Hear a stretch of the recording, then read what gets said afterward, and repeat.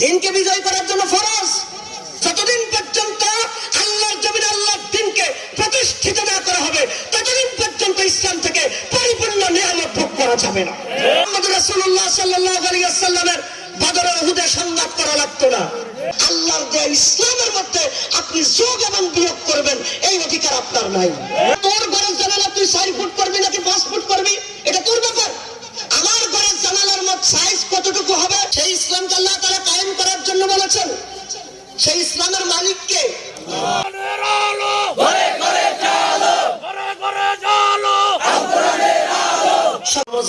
উৎসব সবার, সেই ব্যক্তির ঈমান চলে যাবে। কারণ আল্লাহ তাআলার কাছে ইসলাম ছাড়া আর সবই বাতিল। সবই কি? সেই ইসলামকে আল্লাহ তাআলা কায়েম করার জন্য বলেছেন। সেই ইসলামের মালিক কে?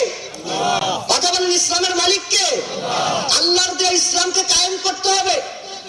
আমি একটা উদাহরণ আপনাদের সামনে দিতে চাই।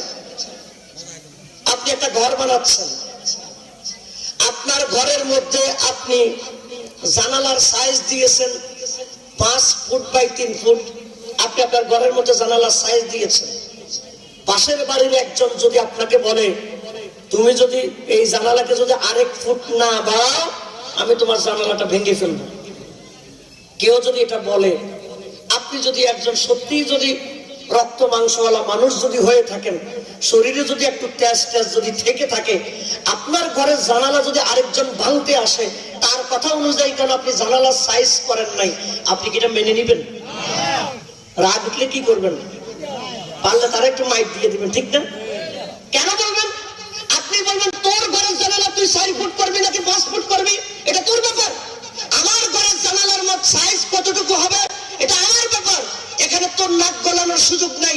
আপনার ঘরের জানালার সাইজ নিয়ে যদি আরেকজন টানাটানি করে, সেটা আপনি সহ্য করেন না। আল্লাহর দেয়া ইসলামের মধ্যে আপনি যোগ এবং বিয়োগ করবেন, এই অধিকার আপনার নাই। ইসলামের মালিক কে? আমাদের দ্বীনের নাম কি? ইসলাম। সেই দ্বীনকে কি করতে হবে? কায়েম করতে হবে। দ্বীনকে কি করতে হবে? কায়েম করতে হবে, প্রতিষ্ঠা করতে হবে। উপস্থিতি, দ্বীনকে কায়েম করতে হবে। এখন আমরা যখন এই কথাগুলো বলি, তখন আমাদের অনেকে বলে, কে বলেছে আমাদের দেশে দ্বীন নেই? এই যে ওয়াজ মাহফিল হয়, এটা তো দ্বীন। এই যে মসজিদে নামাজ হয়, এটা তো দ্বীন। এই যে ইসলামিক ফাউন্ডেশন আছে, এটা তো দ্বীন। এই যে মডেল মসজিদ আছে, এটা তো দ্বীন। আমাদের সমাজে অনেকে মনে করে এটা দিয়ে মনে হয় দ্বীন। আমি উদাহরণ দিলে আপনি বুঝবেন, আমি দলিলও দিব এবং উদাহরণ দিব, তখন আপনি বুঝবেন আমাদের দেশে দ্বীনের অবস্থাটা কি। দ্বীন কায়েম বলতে কি বুঝেন? কায়েম শব্দের অর্থ কি? প্রতিষ্ঠা করা। কায়েম শব্দের অর্থটা কি? এটা বাংলা শব্দ। প্রতিষ্ঠাটা বাংলা শব্দ, কিন্তু আমরা সরাসরি কোরআন থেকে কায়েম শব্দের অর্থটা জানবো। 18 নম্বর সূরা কাহফ আয়াত নাম্বার 77। মূসা আলাইহিস সালাম এবং খিজির আলাইহিস সালাম দুইজন সফরে বের হয়েছেন। খিজির আলাইহিস সালাম দেখেছেন একটা দেয়াল ভেঙে পড়ে যাচ্ছে। আল্লাহ তাআলা বলছেন, ফাওয়াজাদা জিদারান ফিহি জিদারান ইউরিদু আন ইয়ানকাদ্দা ফাআকামাহু। মূসা এবং খিজির আলাইহিস সালাম তারা দেখতে পেলেন একটা দেয়াল ভেঙে যাচ্ছে। খিজির আলাইহিস সালাম ফাআকামাহু, দেয়ালটাকে কায়েম করে দিলেন। দেয়ালটাকে কি করে দিলেন? তাহলে কায়েম মানে কি পড়ে থাকা নাকি খাড়া থাকা? আমাদের দেশের দ্বীন পড়ে আছে নাকি কায়েম আছে? আবার উদাহরণ দিলে বুঝবেন।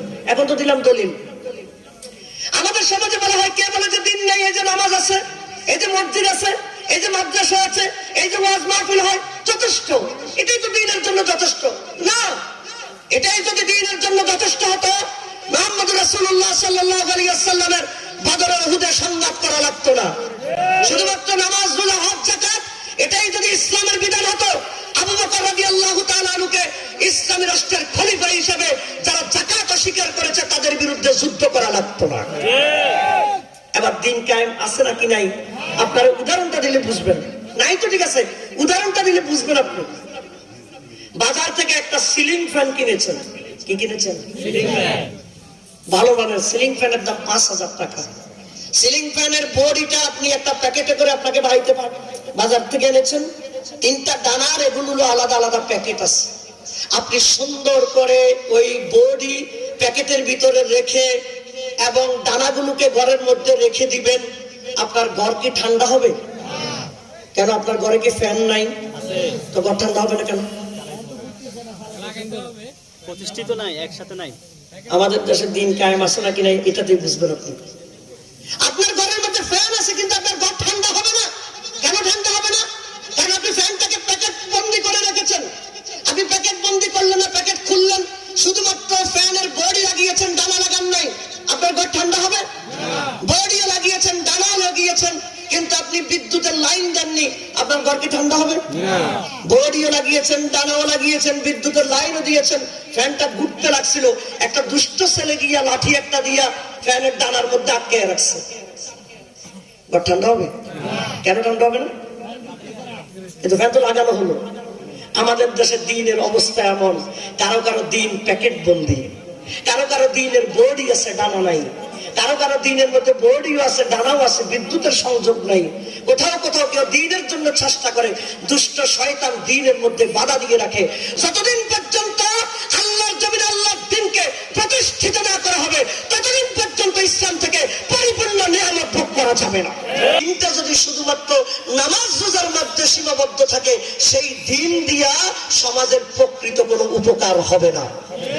এই জন্য হয়ও না, এই জন্য হয়ও না। আমাদের বাংলাদেশের বয়স 50 বছর, 51 বছর। এই 50-51 বছর বয়সে বাংলাদেশে কোন হিন্দু প্রধানমন্ত্রী ছিল? কোন বৌদ্ধ প্রধানমন্ত্রী ছিল? কোন অমুসলিম প্রধানমন্ত্রী ছিল? বাংলাদেশে 50-51 বছর বয়স পর্যন্ত যতজন নেতা নেত্রী রাষ্ট্রপ্রধান পরিচালনা করেছেন, প্রত্যেকে নিজেদেরকে মুসলমান পরিচয় দিয়েছেন। মুসলিম পরিচয় দেওয়ার পরও 90% মুসলমানের এই দেশে আল্লাহর কোরআনের রাজ কায়েম করে সবাই নিজেদের দিনকে বিজয় করার জন্য ফরজ। আল্লাহ তাআলা বলেন, কাবুরা আলাল মুশরিকিনা মা তাদউহুম ইলাই। নবী, আপনি তাদেরকে যেটার জন্য ডাকেন, এটা তাদের কাছে অনেক যন্ত্রণা মনে হয়। তাহলে আমরা দিন কায়েম হোক, এটা আমরা চাই। হাত তোলেন, দিন কায়েম হোক, এটা আমরা চাই। আল্লাহর হুকুমত কায়েম হোক, এটা আমরা চাই। নারায়ে তাকবীর, আল্লাহু আকবার। আল কোরআনের আলো ঘরে ঘরে জ্বালো, ঘরে ঘরে জ্বালো, আল কোরআনের আলো। সম্মানিত উপস্থিতি, দিন কায়েম হোক, এটা আমরা চাই। দিন কায়েমের কথা শুনলে কারা কষ্ট পাবে? মুশরিকেরা। কারা কষ্ট পাবে? আমরা কি মুশরিক হতে চাই? তাহলে আমরা দিন কায়েমের কথা শুনলে কষ্ট পাবো না, বরং আমরা দিন কায়েম করতে চাই। কি কায়েম করতে চাই? দিন কায়েম আছে নাকি নাই তার অন্যতম একটি আলামত হলো 22 নম্বর সূরা হজ্জের 41 নম্বর আয়াতে আল্লাহ তাআলা বলছেন, الذين إن مكناهم في الأرض أقاموا الصلاة وآتوا الزكاة وأمروا بالمعروف ونهوا عن المنكر